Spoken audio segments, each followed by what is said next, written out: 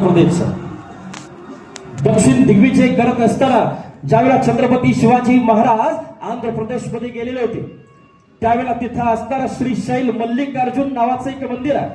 तर त्या मंदिराचं दर्शन घेऊन छत्रपती शिवाजी महाराज बाहेर पडत असताना एक गोष्ट त्यांच्या लक्षात आली. ती म्हणजे अरे या मंदिराच्या 3 बाजूला फक्त गोपूर बांधलेला आहे, चौथ्या बाजूचं गोपूर अजून अपूर्ण कसं. तिथल्या पुजाऱ्याला त्यांनी बोलवलं, त्यांनी विचारलं कारण.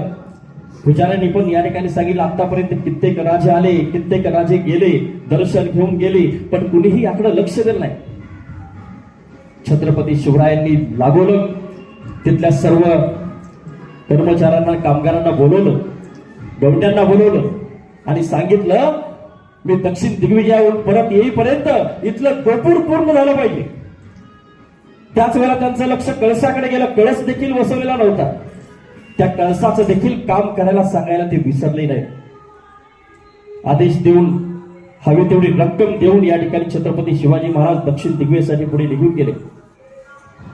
मजुरांनी त्या आलेल्या पैशातून ते गोपूर उभं केलं, कळस उभा केला.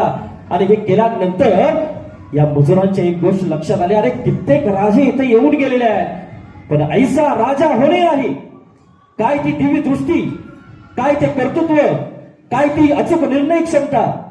आणि मग छत्रपती शिवांच्या या कुठंतरी कर्तव्याची दुसऱ्या राज्यात येऊन त्यांनी जर एखाद्या मंदिराचा जीर्णोद्धार करण्यासाठी जर आपलं अर्थसहाय्य दिलं असेल तर कुठंतरी त्यांचं स्मरण आपण ठेवलं पाहिजे. आत्ताच्या काळामध्ये घडतं तसं दुसऱ्याच्या मतदारसंघात जाऊन माझा मतदारसंघ नाहीये, मी कसं काम करू, अशा प्रकारची विचारधारा या ठिकाणी छत्रपती शिवाजी महाराजांच्या मनामध्ये कधीच नव्हती. ज्यावेळेला छत्रपती शिवाजी महाराज परत आले त्यावेळेला त्या मजुरांनी एका शिल्पाकृतीकडे त्यांना घेऊन गेले. तर त्या मजुरांनी त्यांच्या हयातीत छत्रपती शिवांच्या त्या स्मरण ठेवणाऱ्या त्या क्षणाचा एक सुंदर असा शिल्पकृतीचा नमुना बनवला होता छत्रपती शिवरायांच्या प्रतिकृतीचा. वाटते इतकी सोपी गोष्ट नाही आहे. जिवंत असताना स्मारक बनतात तर ती अशा कर्तृत्वान महापुरुषांच्या कर्तृत्वातून घडत असतात. याचं ज्वलंत उदाहरण म्हणजेच छत्रपती शिवाजी महाराज आहे. 35 वर्षांच्या या गुलामगिरीमध्ये या ठिकाणी खितपत पडलेल्या स्वराज्याला, महाराष्ट्राला बाहेर काढण्याचं देदीप्यमान अशा प्रकारचं काम या ठिकाणी करून दिलं. आणि म्हणूनच आपण म्हणतो शिवरायांचे 8वावे रूप, शिवरायांचा 8वावा प्रताप, शिवरायांचा 8वावा साक्षेप भूमंडळी. या जमिनीवरती, या भूमंडळावरती एकमेव असा राजा होऊन गेला की ज्यांचा प्रत्येक क्षण, प्रत्येक कृती, त्यांचा साक्षेप हे आठवण आजच्या काळाची गरज बनत चाललेली आहे. शिवरायांची सलगी देणे कैसी असे, सकल सुखांचा केला त्याग, म्हणून साधी येता योग, राज्य साधनांची लगबग कैसी केली. शिवरायांचे कैसे चालणे, शिवरायांचे कैसे बोलणे, शिवरायांची सलगी देणे कैसी असे. अखंड स्थितीचा निर्धार श्रीमंत योगी. असा श्रीमंत योगी परत होणे नाही, हे रूप मनात साठवता आलं पाहिजे. त्यांच्यातील प्रत्येक व्यक्तिमत्वातील गुण आपल्यामध्ये आकळता आला पाहिजे. तेव्हाच खऱ्या अर्थानं शिवजयंती आणि शिवजन्मोत्सव या ठिकाणी साजरा होण्याचा आनंद आपल्याला मिळू शकतो. त्यांचा जन्म खरं तर पाहायला गेलं तर संघर्षातून झालेला जन्म आहे. ज्यावेळेला जिजाऊ या ठिकाणी पुणे सुपे प्रांतामध्ये जेव्हा या किल्ल्यावरून त्या किल्ल्यावरती येवनी सत्तेच्या आक्रमणामध्ये या ठिकाणी फिरत होत्या, संघर्षातून या ठिकाणी पोटामध्ये कळा उठत असताना देखील जिजाऊ या किल्ल्यावरून त्या किल्ल्यावर जात राहिल्या. आणि हे सगळं पाहत असताना इतकं भीषण चित्र, आया बहिणीच्या वरती या ठिकाणी होणारे अत्याचार, शेतकऱ्याच्या शेतीची होणारी नासधूस पाहत असताना जिजाऊंना प्रश्न पडायचा, हे थांबणार कधी. आणि मग त्या अंबाबाईला त्यांनी साकडं घातलं. दार उघड बाई, दार उघड. तीच किलकारी, तोच आक्रोश त्यांच्या गर्भातल्या छत्रपती शिवरायांच्या गर्भामध्ये निर्माण झाला. तो अंश पराक्रमाचा आणि कर्तृत्वाचा. हे कुठंतरी थांबलं पाहिजे. या विचारानं प्रेरित झालेल्या त्यांना डोहाळे लागले होते जिजाऊला, असा पुत्र या ठिकाणी निर्माण झाला पाहिजे की ज्या पुत्रानं 750 वर्षाची गुलामगिरी या ठिकाणी खोडून टाकली पाहिजे, पुसून टाकली पाहिजे. आणि शिवनेरीच्या किल्ल्यावरती तो दिवस उजाडला 19 फेब्रुवारी 1630. सह्याद्रीच्या कातळांना देखील या ठिकाणी रोमांच उभे राहिले. इथला महाराष्ट्राच्या मातीतला प्रत्येक कण आणि कण पुलकित झाला. प्रत्येकाच्या मनामध्ये उद्याचा विजयोत्सव या ठिकाणी निर्माण झाला आणि आमचा राजा जन्माला आला, छत्रपती शिवराय जन्माला आले. आणि या जन्मातून सार्थकी लागणाऱ्या संस्काराचं बीज जिजाऊंनी पेरायला सुरुवात केली. अवघ्या 12 वर्षाचे असताना छत्रपती शिवाजी महाराज बेंगलोरमध्ये असताना शहाजी राजा आणि जिजाऊंनी जे मनात ठरवलेलं होतं, जो संकल्प केलेला होता की या स्वराज्याची निर्मिती व्हायला पाहिजे. स्वराज्य संकल्पना ही जिजामाता आणि शहाजी राजांची, हे संकल्पनेतलं स्वप्न साकार होणार कसं?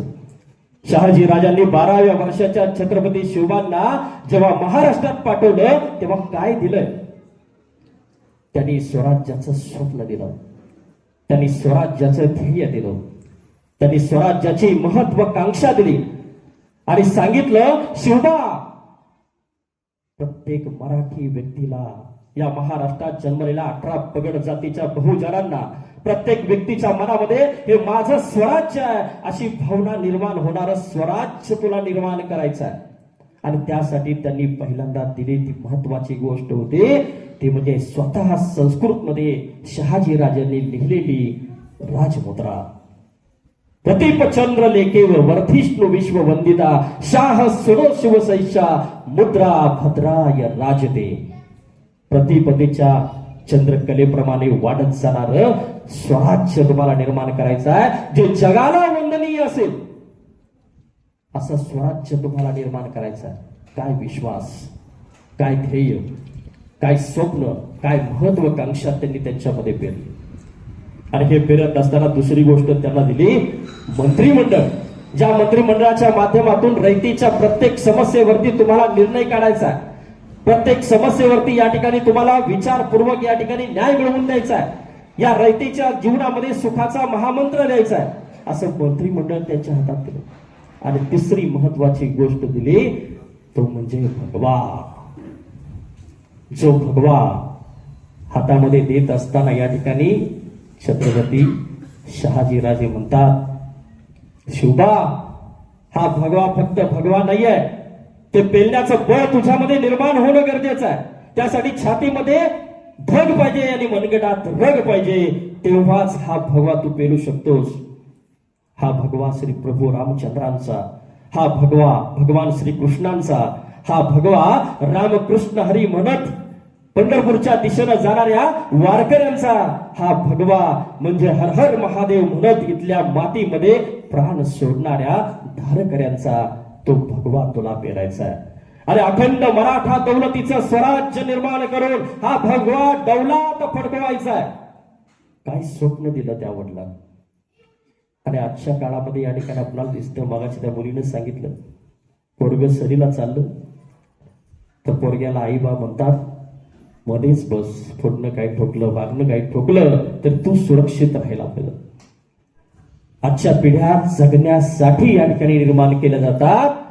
पण छत्रपती शिवाजी राजांच्या मागची शक्ती होती, शहाजी राजांची, जिजाऊ आईसाहेबांची, ती शक्ती मात्र या ठिकाणी अवघ्या जगाचा पोशिंदा बनवण्यासाठी त्याला घडवायचं चालू होतं. लाख मेले तरी चालतील, पण लाखाचा पोशिंदा जगला पाहिजे, ही खऱ्या अर्थाने या ठिकाणी जी गोष्ट महत्वाची आहे ती गोष्ट त्यांच्यामध्ये व्यक्तिमत्वामध्ये प्रतिबिंबित करण्याचं काम सुरू होतं. असा हा जीवशास्त्रज्ञांचं एक असं मत आहे की आम्हाला मातीचा गोळा द्या, आम्ही त्याला हवं तसं घडवू. आम्हाला मातीचा गोळा द्या, आम्ही त्याला हवं तसं घडवू. नवजात बालक रूपी या ठिकाणी ते अर्भक आमच्या हातात दिल्यानंतर तुम्हाला पाहिजे तसं त्याला घडवू. आज विज्ञानानं सगळं काही शक्य आहे, पण छत्रपती शहाजी राजांनी आणि जिजाऊंनी कोण संस्कार केले असतील, काय बीज पेरले असतील त्यांच्यामध्ये, सगळं काही नियोजन पूर्वक त्यांच्यामध्ये या ठिकाणी घडवण्याचं काम सुरू होतं. कारण उद्याचं भविष्य हे स्वराज्याचं त्याच्या डोळ्यामध्ये दिसत होतं, हे स्वप्न सत्यात उतरवायचं होतं. असे हे संस्कार त्यांनी पेरलेले आहेत. संस्कार अतिशय महत्वाचे असतात. लहानपणापासूनच रामायण असेल, महाभारत असेल, अशा अनेक प्रकारच्या ग्रंथाच्या माध्यमातून या छत्रपती शिवरायांच्या जीवनामध्ये पराक्रम, कर्तृत्व, अन्यायाच्या विरुद्ध असणारी चीड हे निर्माण करण्याचं या ठिकाणी काम त्यांनी निर्माण केलं आणि यातून छत्रपती शिवाजी महाराज घडू लागले. हा संस्कार महत्वाचा आहे, जो आजच्या काळामध्ये या ठिकाणी कुठेतरी कमी पडताना दिसतोय. आणि हे करत असताना छत्रपती शिवराय आपल्याला काय शिकवतात? शिवचरित्र आपल्याला शिकवतं धाडस. काय ते धाडस पेरलं छत्रपती शहाजी राजांनी आणि जिजाऊंनी. कारण 11 वर्षाचं स्वराज्य होतं. 1946 ला स्वराज्याची सुरुवात झाली. 1957 ला छत्रपती शिवरायांनी असं धाडस दाखवलं की ज्या धाडसाला तोड नाही. मोगलांच्या प्रबळ अशा लष्करी ठाण्यावरती हल्ला केला. जुन्नरवर छापा. जुन्नर प्रबळ असं लष्करी ठाणं. या जुन्नरवरती छापा करण्याचं फार मोठं या ठिकाणी पराक्रमाचं धाडस छत्रपती शिवरायांनी केलं. त्यावेळेला मोगलांच्याकडे असणारं सैन्य होतं 9 लाख आणि छत्रपती शिवाजी महाराजांच्याकडे होतं फक्त 7,500. आणि अशा या क्षणामध्ये या ठिकाणी आणि त्या मोगलांचं राज्य जर बघितलं तर अफगाणिस्तान, बांगलादेश, त्याचबरोबर भारतातील बरेच सगळ्या शाह्या ज्या चालू होत्या त्या सुद्धा त्यांच्याच आधारानं चालू होत्या. एवढ्या मोठ्या मोगलांशी आमच्या छत्रपती शिवरायांचं राज्य फक्त अर्ध्या जिल्ह्या एवढं होतं. आणि एवढ्या छोट्या वयामध्ये एवढंच काही साधनं नसताना देखील उपलब्ध साधनाच्या जोरावरती एवढं मोठं धाडस, ही प्रचंड या ठिकाणी पराकोटीची अशक्यप्राय असणारी गोष्ट होती. ती गोष्ट छत्रपती शिवरायांनी करून दाखवली. याला म्हणायचं धाडस. आजच्या काळामध्ये आमच्याकडे धाडस दिसत नाही. आजच्या काळामध्ये या ठिकाणी कुठल्याही प्रकारच्या गोष्टीमध्ये आपण नकारात्मक दृष्टीने या ठिकाणी सुरुवात करतो. भीती हा शब्द आपल्या प्रत्येकाच्या मनामध्ये लहानपणापासून